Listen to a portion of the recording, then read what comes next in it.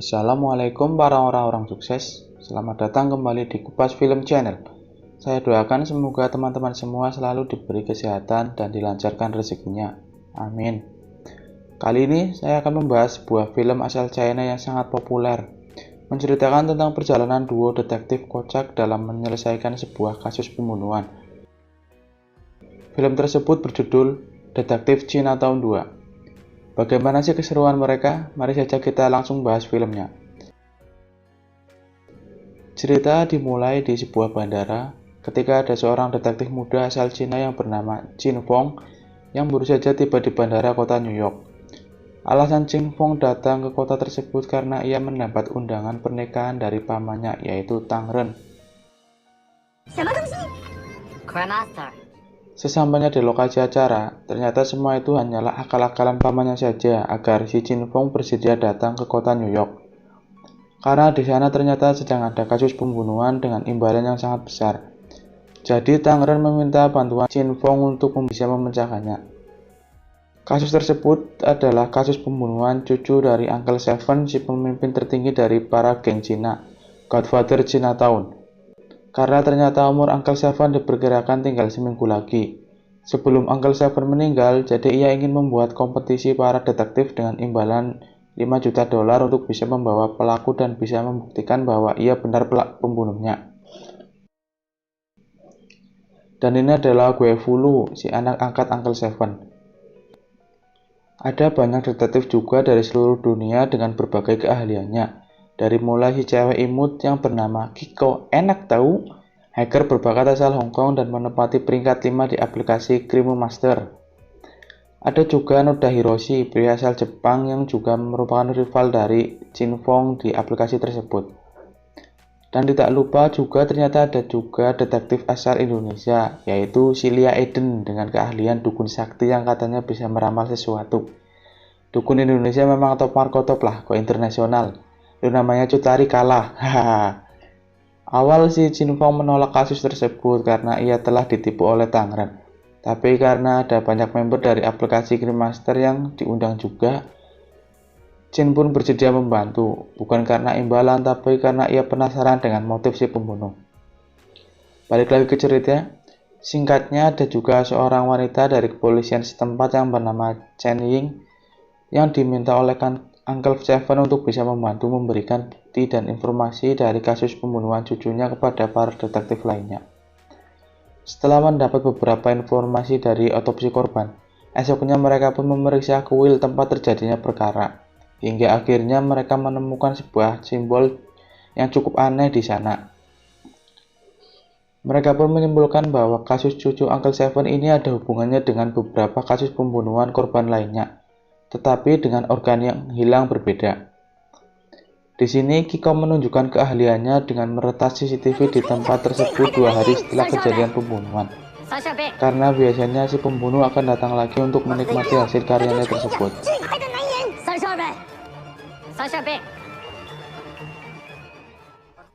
Setelah Chin Fong dan Noda Hiroshi berkompetisi siapa yang tercepat menemukan si pembunuh, didapat ada seorang pria yang dicurigai sebagai pembunuh yang bernama Song Yi, seorang imigran gelap dan telah kehilangan saudari perempuannya.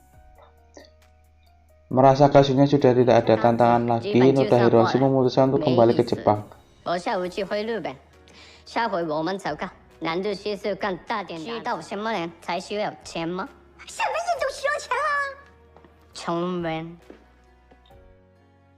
Setelah mendapat sedikit informasi tentang si Song Yi, mereka pun mulai mencari dia di daerah Chinatown.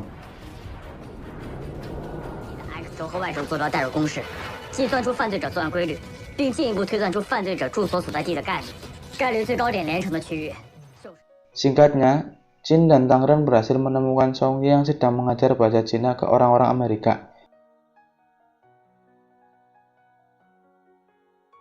Kocaknya, di sini Tang Ren langsung saja melabrak Song Yi. Muridnya pun tidak terima dan langsung menodongkan pistol kepadanya, yang membuat dua detektif ini ketakutan.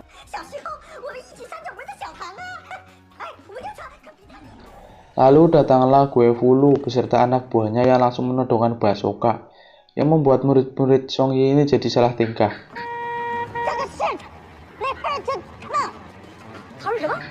Merasa kalau Song Yi bukanlah pelakunya, Jin dan Tang Ren pun mencoba untuk menolongnya. Dengan berbagai aksi kocak mereka akhirnya berhasil menyelamatkan si Song Yi dari tangan Gui Fu Lu.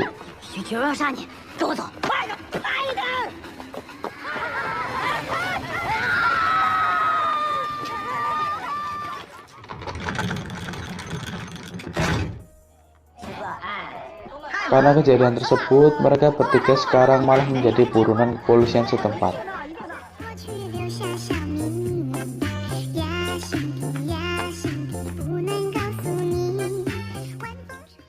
Konyolnya lagi, ketika mereka sedang istirahat di bawah jembatan, ada sekelompok remaja ingin merampok mereka. Alih-alih ingin merampok, malah dirampok oleh Tang Ren CS.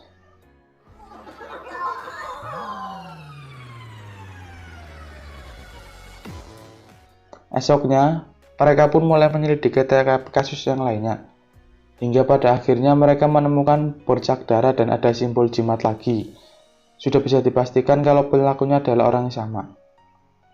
Karena mereka tidak tahu arti simbol tersebut, mereka mencoba bertanya kepada guru Tang Ren sewaktu belajar kungfu dulu. Lagi-lagi kekonyolan terjadi lagi, ketika sang guru mengira Qin Feng adalah gadis cantik. Sang guru menjelaskan bahwa simbol tersebut adalah jimat penjerat jiwa, agar arwah korban tidak mengganggu pelaku. Kemudian mereka lalu mencari buku yang dikatakan guru di perpustakaan kota. Setelah menemukan buku tersebut, ternyata ada lembar kertas yang sengaja disobek. Kemungkinan itu adalah kunci dari kasus tersebut. Lalu Qin Feng meminta bantuan Kiko untuk mencari tahu siapa saja yang pernah meminjam buku tersebut. Ternyata nama Song Yi ada di daftar menu peminjam, yang membuat Qin Feng menjadi curiga. Lalu Song Yi mengajak mereka untuk beristirahat di taman. Ketika sampai di sana, ternyata mereka bertemu dengan pelaku yang sudah berhasil mengambil organ dalam korban. Aksi kejar-kejaran pun terjadi. Pada akhirnya mereka kehilangan pelaku, tetapi Qin Feng sempat melihat pelaku menggunakan pisau bedah.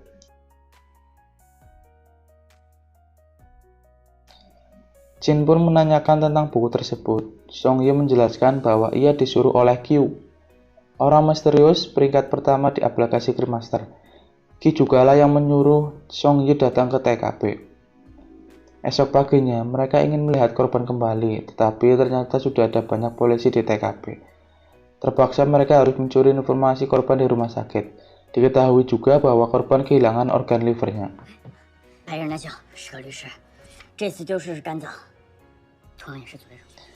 Ketika keluar rumah sakit, malah bertemu sama petugas Ying yang hendak menangkap mereka. Qin pun menjelaskan bahwa Song Yi bukanlah pelakunya, yang pada akhirnya membuat mereka tidak jadi tertangkap. Ibarat keluar dari mulut harimau jatuh ke mulut buaya. Qin dan Tang Ren malah tertangkap oleh anak buah Gui Fu Lu, lalu mereka pun disekap seharian. Di dalam penjara, Qin dan Tang Ren mencoba menganalisa lagi bukti-bukti yang sudah ada hingga akhirnya mereka tahu motif dan pola dari si pembunuh. Ketika waktu sudah semakin mepet, Kiko datang menolong.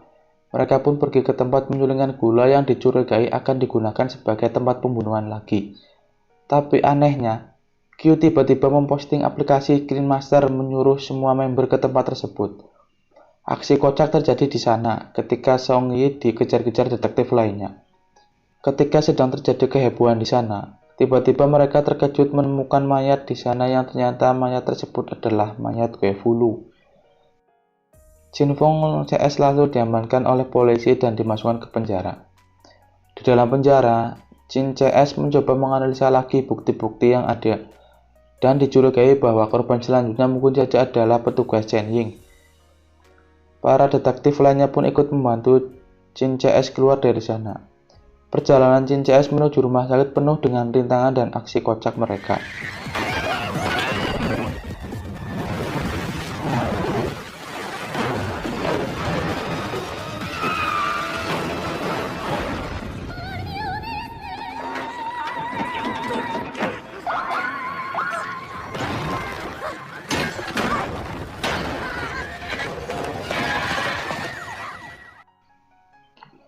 Singkatnya, mereka sampai juga di rumah sakit yang dicurigai sebagai tempat pembunuhan petugas Ying nanti. Setelah lika-liku perjalanan, beruntung mereka sampai sana sesaat sebelum petugas Ying akan dieksekusi. Perkelahian pun terjadi hingga Jin Fong hampir saja tewas karena terdorong keluar jendela. Beruntung saja sempat ditolong oleh Song Yi.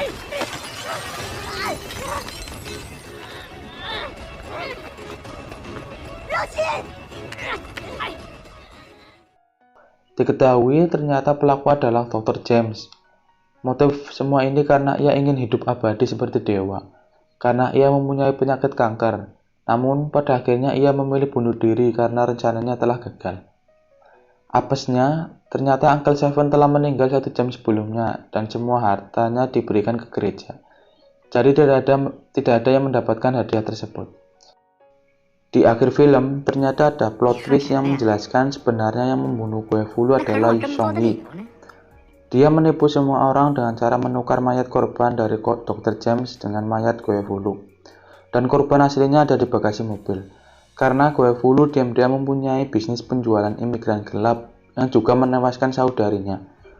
Song jugalah yang diam-diam menghubungi anak buah Guevulu sewaktu Jin dan Tangren di rumah sakit, agar rencananya tidak diganggu oleh Jin.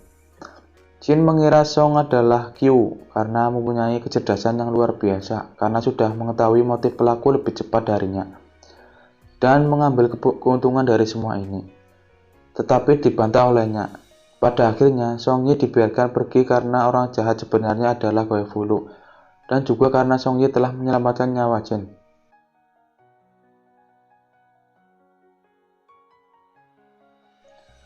Di akhir film, Noda Hiroshi meminta bantuan mereka untuk datang ke Jepang karena ada kasus yang sulit di sana. Sudah dipastikan detektif Chinatown 3 nanti akan ada di Jepang. Sekian alur film Detektif Chinatown 2. Jangan lupa subscribe dan like channel ini ya kawan, biar channel ini semakin berkembang lagi. Wassalamualaikum warahmatullahi wabarakatuh. Bye bye.